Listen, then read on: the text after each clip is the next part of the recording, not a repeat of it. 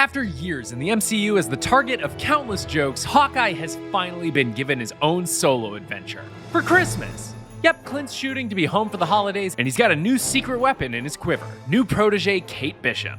But before we get to know Hawkeye's heir apparent, let's get you caught up on the story of everyone's favorite heir apparent. Good job, Hawkeye. Here's Hawkeye's journey in the MCU so far.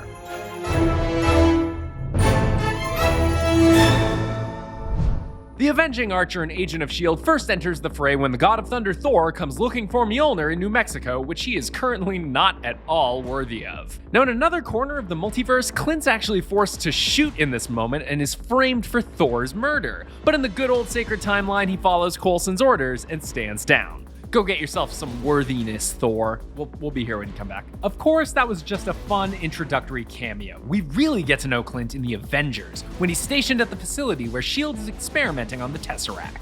Deep down at his core, Clint he's brainwashed. He's just brainwashed immediately by Loki's scepter, and he spends half the movie getting in the way of the nascent superhero squad, much to the distress of closest friend and colleague Black Widow. It was Clint who convinced Natasha Romanoff to defect from Russia to the United States after he was sent to assassinate her by Nick Fury. Agent Barton was sent to kill me. He made a different call. Natasha's able to pay Clint's mercy back by bonking him on the head and breaking him free of Loki's spell, just in time to put a stop to the God of Mischief and his invading Chitauri army with arrows that do, well, pretty much whatever he needs them to. Loki ends up being no match for Earth's mightiest heroes, and the Avengers send him packing back to Asgard with his brother Thor.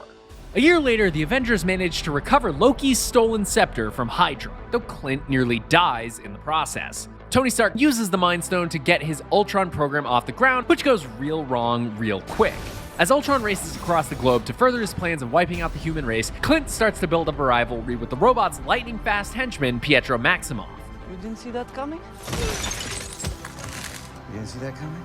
After their destructive attempts to stop Ultron in South Africa fail, and the global community starts to turn on them as a result, Clint offers the Avengers a safe haven. And it's here that we learn his true secret identity. Hi, sweetheart. Hey, buddy. Yes, in a rarity for superheroes, Clint is a happily married father of two with a third on the way. Though he's still a little insecure about being surrounded by, gods and super soldiers and Samuel L. Jackson, his wife Laura is there to remind him of his importance to the team. You don't think they need me? I think they do. Which is a lot scarier. The Avengers managed to stop Ultron from an early victory by recovering the nigh-invincible vibranium body he'd intended to transfer his consciousness into, instead installing Jarvis into the android shell. But he goes by Vision now, because Thor says the word Vision at one point. It's not very well explained. As Ultron's plans to use Sokovia as a meteorite to cause global devastation come to a head, Clint and the rest of the Avengers do battle against the hive-minded Murderbot alongside Pietro and Wanda Maximoff, who've joined up with the good guys. And while the Avengers end up defeating Ultron, it comes at the cost of one of their new teammates' lives. You didn't see that coming? Pietro's sacrifice is one of the big factors at play in Clint's decision to retire after the Battle of Sokovia. Very temporarily.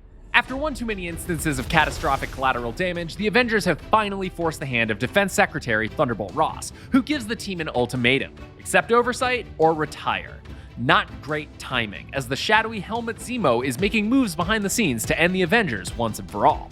As the teammates choose sides against one another, Clint answers a call from the Anti-Accords' Steve Rogers, asking him to rescue Wanda from the new Avengers facility. And seeing as her brother died for him, helping Wanda out's the least Clint can do. But Hawkeye winning against Vision seems like a long shot. I knew she was stretched. And yes, as it turns out, an intangible android is a hard opponent to land strikes on. Unless you're magic. Clint and Wanda send Vision hurtling towards the Earth's core and rendezvous with Team Cap, picking up the sexiest man alive along the way. The Avengers collide at an airport in Germany as Team Cap is on their way to confront Zemo in Siberia. And while everyone's feeling tense, especially once the fighting starts, Clint and his frenemies at least get a chance to catch up. We're still friends, right? Depends on how hard you hit me. But the pleasantries don't last long, and Team Tony overpowers Cap's allies as they buy him just enough time to escape to Siberia solo. Clint, Wanda, Scott, and Sam are arrested and incarcerated on the Raft, a prison in the middle of the ocean. But just like his retirement, his internment doesn't last very long. Cap breaks Clint out, he goes back to the farm with his family, and he lives happily ever after. But just like his retirement and his internment, his happily ever after doesn't last very long. Babe, The Mad Titan Thanos assembles the Infinity Stones and wipes out half of all sentient life, and 80% of all sentient Bartons. This loss drives Clint to the brink, and in search of some kind of justice, he adopts the name Ronin and starts running his katana through cartel members, Yakuza, and jaywalkers alike.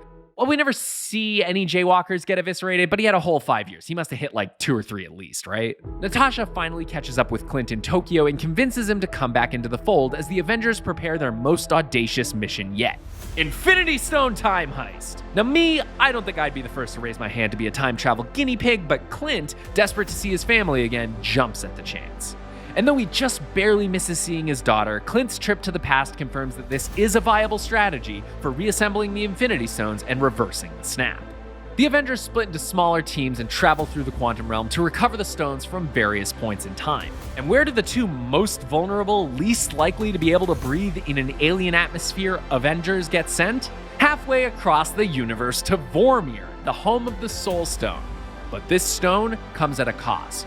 Whoever claims it must trade away the life of a loved one. Broken by the loss of his family and unwilling to sacrifice his best friend, Clint makes a break for the cliff's edge, as if Natasha would let that happen. After years of feeling indebted to him for saving her soul, Natasha returns the favor. Clint returns to the present with the Soul Stone, and Hulk snaps everybody back to life. Judging by Clint's caller ID, it seems to have worked. And final battle, Thanos loses, Clint wins, and the other Avengers, but mostly Clint. Clint and Wanda have a nice little lakeside chat about all their dead loved ones and the sacrifices they made before talking about how excited they are to star in their own Disney Plus series. Looks like Clint's got one of the most important missions of his career coming up, getting home to his family for Christmas. And it very well may be his last mission, as Kate Bishop, the world's greatest archer if you ask her, takes aim at the Hawkeye mantle. Holy shit! There are arrows more dangerous than that one? Thanks for watching. For more on what's going on in the MCU, check out our review of Eternals and our breakdown of the ending. And as always, be sure to follow and subscribe wherever you like to watch IGN.